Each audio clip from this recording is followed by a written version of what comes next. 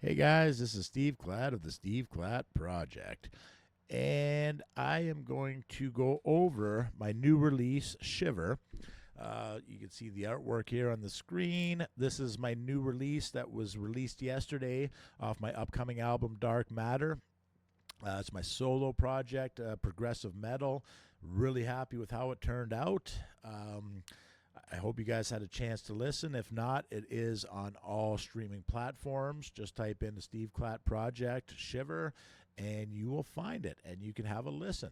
So here's the artwork, and I listed the musicians that I worked with. A bunch of amazing guys, just fantastic musicians. So on the vocals here, we have Mayu Filias. So just a great vocalist.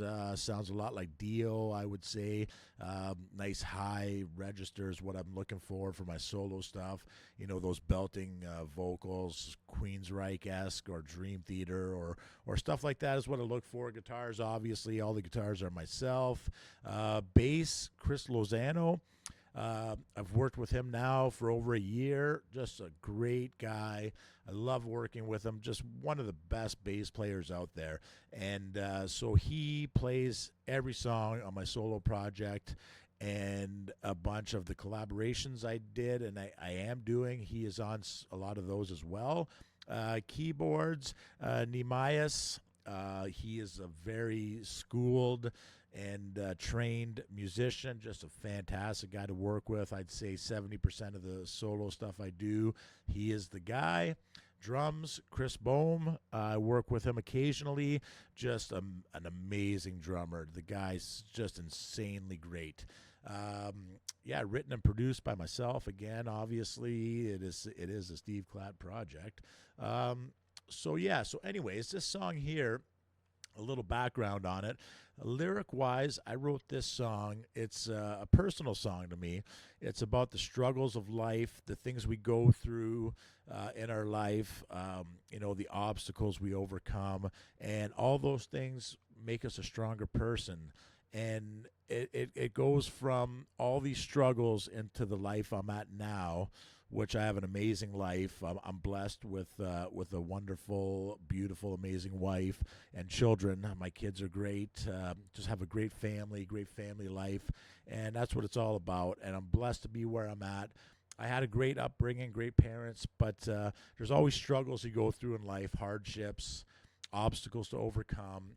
But those are part of us, part of what make us the people we are, right? So that's kind of what this song is about. The things, as they say, what does not kill you makes you stronger.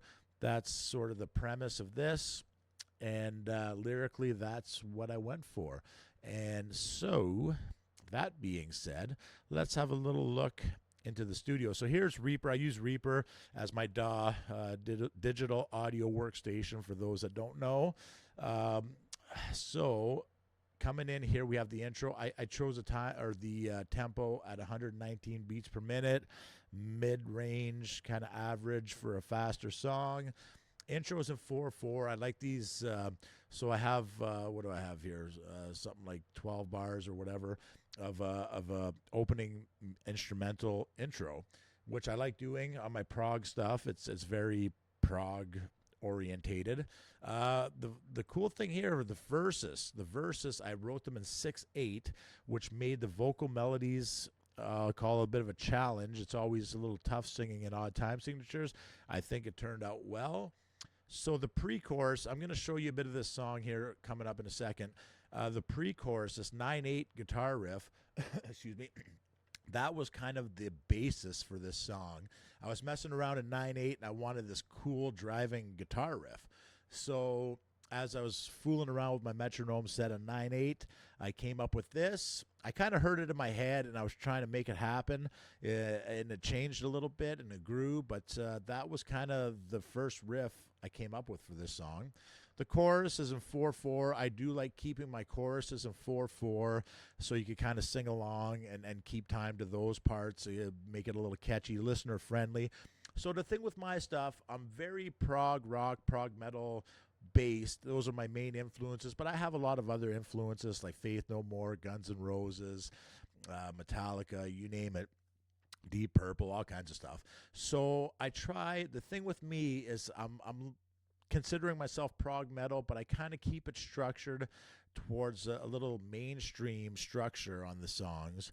I add interludes and intros and outros, and like you see here, an odd time signature guitar part. But I do try to keep a little more structured than your traditional prog rock or prog metal, where it's kind of a part comes up and then you don't see it again. I do like to keep a little structure in there, so I try to ride the line of a little bit more mainstream hard rock or metal, whatever you want to. Metal's changed a lot over the years. What I would consider metal now, yeah, Metallica would be metal to me. Now you're talking way heavier bands, so I don't know if I would fall into the hard rock or metal. Anyhow, back to the verse, pre-chorus, all that stuff. Then we get to the guitar solo. So this guitar solo, I kept a lot of it in the pentatonic. I wanted a hard driving guitar solo, but I wanted it to really drive this song, right? So it's easy to do that in pentatonic.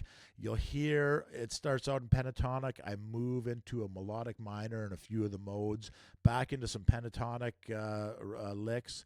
And then at the end there, I hit some different modes and some harmonic minor and a sweep part.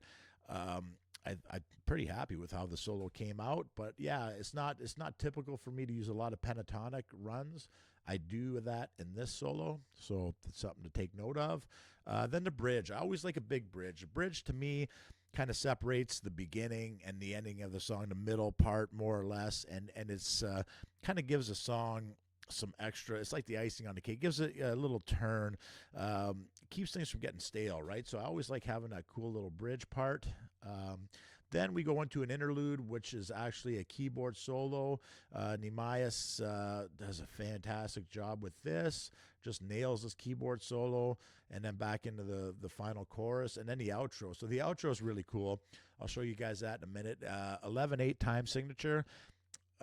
If you play in odd time signatures, you probably struggle with that one like I do. 11/8 and 13/8 are quite difficult, so that was fun. It was fun to come up with that. I do love that sound of the 11/8 or 13/8. It's just such an odd feel to it.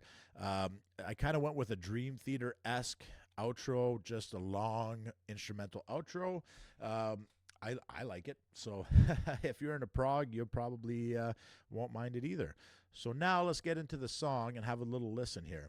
And I'm going to bring up the lyrics. And I'm going to bring up the lyrics as well, just because with prog metal, a lot of the times it's hard to understand the lyrics. Guys sing in a higher register. Anybody who listens to prog probably knows you have to look at the lyrics a lot of the time. So let's bring up Shiver lyrics here. So let's bring that up. Here we go. All right, so here's the lyrics. Now let's look along with it, and let's check this out. So make it a little easier for you guys to hear those lyrics. So here's that intro.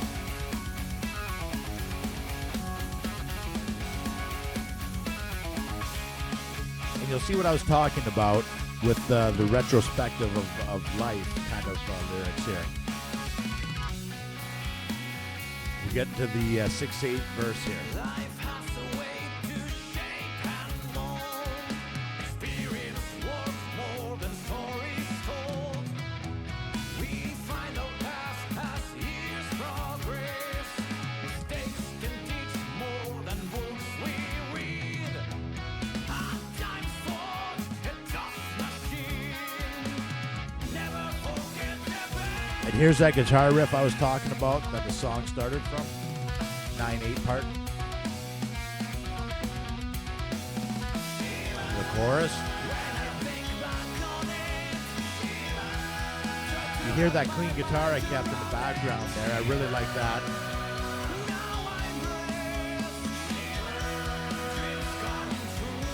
Here's the 5/8 interlude.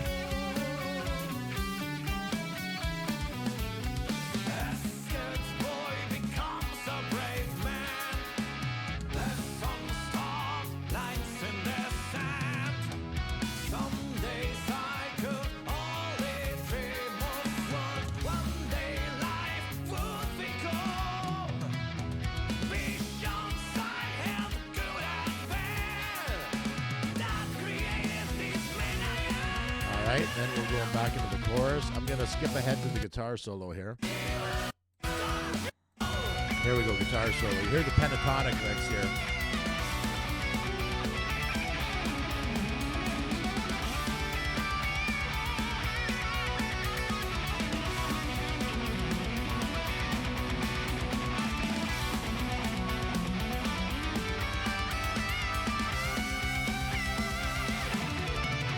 Now the bridge.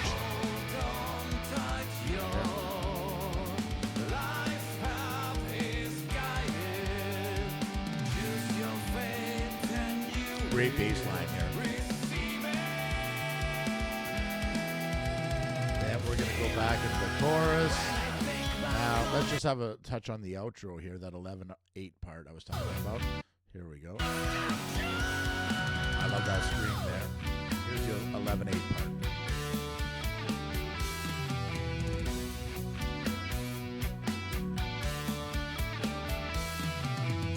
Just really ends the song nicely, I think. And then that goes on for a little bit, and that's the song. So, where do we have this here? Going back to the artwork here. So yeah, again, those musicians, great guys, had a lot of fun working on this one. I've been working on this album for since I released Dreams in Reality.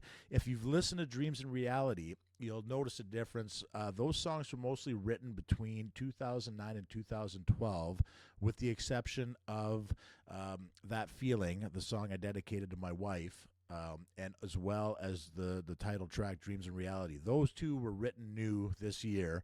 Outside of that, all those songs were written in 2009 to 2012, and I just redid them. So my songwriting, I think, has come a long way since then. You can kind of hear it in That Feeling and Dreams in Reality, where I'm a more mature songwriter, I think. I've been working on a lot of guitar technique to add some cool interlude parts. Been working on the odd time signatures, the solo stuff, adding new techniques, a lot of sweep stuff, sweep with tapping. I've been doing a lot of that, working on different modes and stuff. So I think it turned out pretty cool.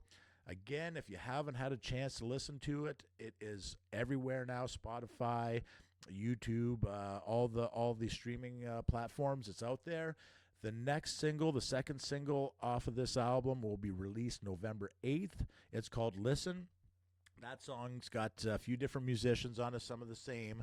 That one there, I wrote more about what's going on in society. Lyric-wise, it's about the world, the state of the world, the state of society. So it's something that it's pretty interesting. So if you get a chance, you'll want to check that one out when it releases, November 8th. Hope you guys like this video and a little insight into how I do things, the way things work in the Steve Klatt studio, and how I make the Steve Klatt project magic, as they say. So anyways, thanks for tuning into this, and hope you guys enjoy the rest of your day. Cheers.